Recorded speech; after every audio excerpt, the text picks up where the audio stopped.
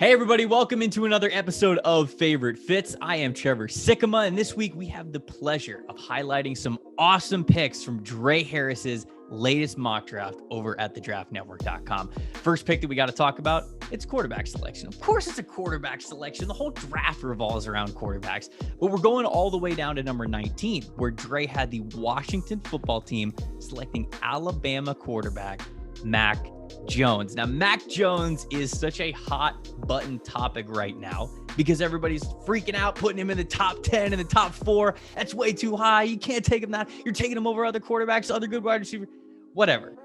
We know that the teams who need quarterbacks are going to go after quarterbacks. It's just the way that it is. So for Washington to stay at number 19 and get their hands on Jones, I like this. I really do. I think that Jones is a good prospect. One of the best deep ball passers in college football this past year. I mean, the year that he had, people were seemingly waiting for Mac Jones to fall off. When's he going to fail? When's he going to come down from cloud 9? He never really did. He just continued to put it on him. And man, that confidence was very fun to watch. In Washington, they don't really have a good quarterback situation right now. Alex Smith's going to be 38 years old.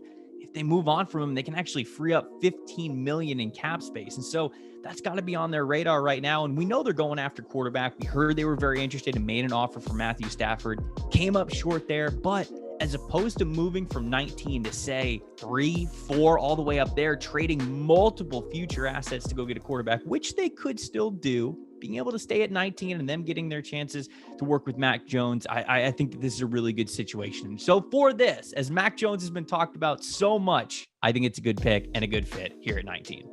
Next, we drop down to number 26, where Drae has the Cleveland Browns, selecting an edge rusher who could give the Browns the most talented edge rush duo in the NFL. Myles Garrett, we all know him very well. He was a former number 1 overall recruit, went on to be a number 1 overall pick to the Browns.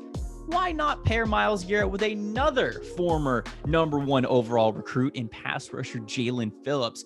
Phillips was a consensus 5-star, the best recruit in the country when he went to UCLA, but a lot of injuries, including some concussions, almost made it so he could not play football anymore.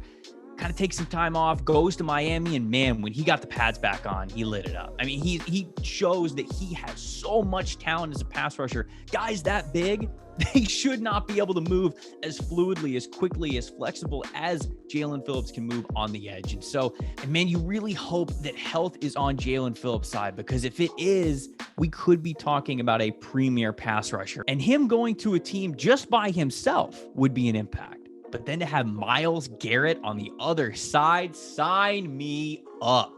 For our last favorite fit, we're going almost to the end of the draft to pick number 31, where Drae has the Kansas City Chiefs selecting USC offensive lineman Elijah Vera-Tucker. This would be a home run of a pick if it can actually happen. Now, I don't know if Vera-Tucker is going to make it to 31, but if he does, it's a perfect fit, because you look at how the Chiefs struggled in that Super Bowl and really just what their biggest weakness was overall this year. And it was along their offensive line. There were some interior offensive line needs, but then certainly when both of their starting offensive tackles went down, it was almost a kiss of death for them. Now, Vera-Tucker, he's played tackle, he's played guard, he's played a lot of different positions, and he's been great at both. We saw that when he played tackle this previous season. And so when you get him and you get to put him on this Chiefs roster, makes a lot of sense, because he could play an interior spot right away. And if you happen to have an offensive tackle spot that he needs to fill in the future, whether short-term because of injury or long-term because you want to move him there, he can do that.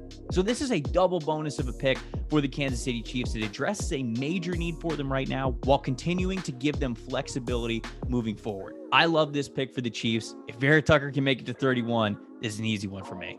That's all for Mock the Mock and Favorite Fits this week. But if you haven't seen rounds 1, 2, and 3 from Drae, you can see that, of course, over at thedraftnetwork.com. And I'll give you guys a little bit of a teaser here. Next week for Mock the Mock and Favorite Fits, we are going to be breaking down my own mock draft. This is the first mock draft that I've put out in like 3 months. So it's coming out on Monday. I'm going to see everybody's reaction to it. We're going to start with Mock the Mock, and I'm going to take your suggestions and bring them into the show next week.